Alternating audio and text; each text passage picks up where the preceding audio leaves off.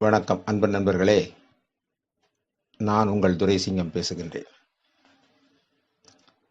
38 மலர் மருந்துகள், அதாவது 37 மலர் மருந்துகள், ஒரு ராக் வாட்டர் சேர்த்து 38 மலர் மருந்துகள் முடிந்து விட்டது. 39ன்னு சொல்லி நம்ம கணக்கில் சொல்லிக்கிறோம். ஏன்னு கேட்டீங்கன்னா நம்பருக்காக வேண்டி. அதுக்கு பேர் நெருக்கடி நிவாரணி, ரெஸ்கியூ ரெமடி அப்படின்னு சொல்லுவோம். இந்த மருந்து நட்சத்திர மருந்து. நட்சத்திரம்னா 2 நட்சத்திரம் 3 நட்சத்திரம் கூட வச்சுக்கலாம். அந்த அளவுக்கு ஒரு அற்புதமான மருந்து. இதை நீங்க பாத்தீங்கன்னா, நான் எப்பவுமே என்னுடைய பையில ஒரு சின்ன 15 ml பாட்டில் எப்பவுமே பையில வச்சிருப்பேன் நான். ஏன்னா இது எல்லா வகையிலையும் பயன்படுத்தக்கூடிய ஒரு விஷயம். எட்வர்ட் பாட்சை பொறுத்தவரையிலே மனிதர்களை 7 பிரிவுகளாக அடக்கலாம் என்பது எட்வர்ட் பாட்சோட கருத்து. அவருடைய சித்தாந்தத்துல மனிதனின் சுபாவம் அடிப்படையில் 7 வகையான மனிதர்களை பிரித்தார். அந்த 7 வகையான மனிதர்களுடைய குணாதிசயங்களை வைத்துதான் அந்த ரெஸ்கியூ ரெமடிங்கிற இந்த மருந்தை அவர் வச்சிருந்தார். இதுல இந்த 7 வகை என்ன 7 வகையா பிரிச்சார் அப்படின்னு நம்ம பார்த்தோம்னு கேட்டீங்கன்னா, முதல் வகை பயந்த சுபாவம் உள்ளவர்கள். 2வது வகை சஞ்சலப்படுபவர்கள். 3வது வகை தனிமை உணர்வு மிக்கவர்கள். 4வது நபர்கள் எப்போதும் நிராசையுடன் இருப்பவர்கள். 5வது நபர்கள் எப்போதும் கனவுலகில் மிதப்பவர்கள். 6 மற்றவர் கவலையை தனதாக்கிக் கொண்டு கவலைப்படுபவர்கள். 7 மற்றவர் அதிகாரத்திற்கு உடன்பட மறுப்பவர்கள். இந்த மாதிரி 7 வகையாக மனிதர்களை பிரித்திருந்தாரு எட்வர்ட் பாட்ச்.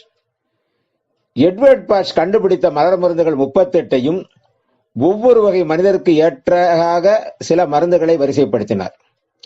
நோயாளி எந்த வகை மனநிலை உடையவர் என்பதை உறுதி செய்து கொண்ட பிறகு அந்த வகைக்கு ஏற்ற மருந்து ஒன்றை கொடுத்தார். உடனுக்குடன் பலன் தெரிந்தது.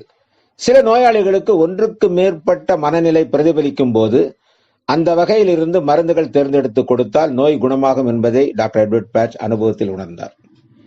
இதன் விளைவாக 5 வகை மருந்துகளை கலந்து தயாரித்த மருந்து ஒன்றை எல்லா அவசர நிலைகளிலும் நிவாரணம் அளிப்பதை அறிந்தார்.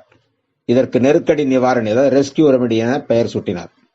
இந்த 5 மலர் மருந்துகளும் என்னன்னு கேட்டீங்கன்னா, 1 மயக்க நிலையிலிருந்து மீட்கும் கிளைமேட்டிஸ்,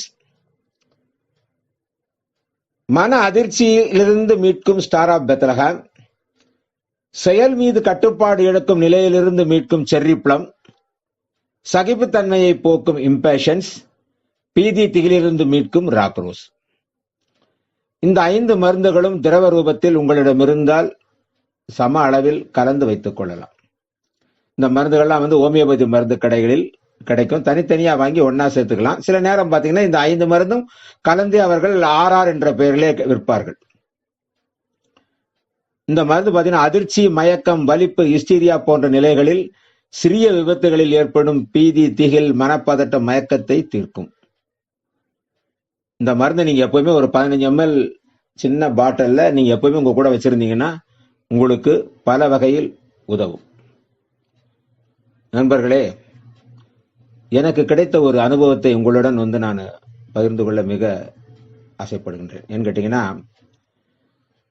மலர் மருந்துகள்ல ஒவ்வொரு காலகட்டத்திலும் ஒவ்வொரு விஷயங்கள்லயும் நான் அது நடக்கிற காரியத்தை பார்க்கும்போது அதிசயமா இருக்கும்.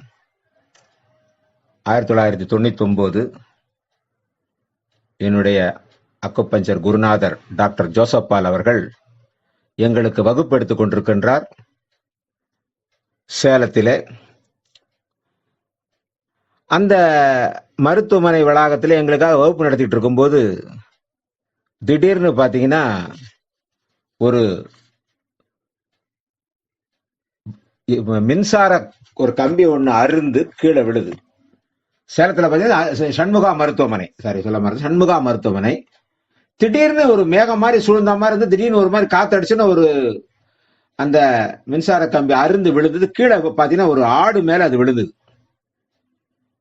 நாங்கெல்லாம் செத்துட்டு தான் நினைச்சோம். உடனே கடகடன்னு எங்களுடைய குருநாதர் டாக்டர் ஜோசப் பால் அவர்கள் இறங்கினாரு. அவர் பாக்கெட்ல இருந்து அந்த லிக்விட் எடுத்து என்ன பண்ணாரு, அந்த ஆட்டு வாயை திறந்து வாயில லேசா ஊத்துனார். ஊத்துன அடுத்த செகண்ட் அந்த ஆடு எழுந்து துள்ளி ஓடிச்சு பாருங்க. நாங்க அப்படியே எல்லாரும் கைத்தட்டி அதை மகிழ்ச்சியை வெளிப்படுத்தினோம்.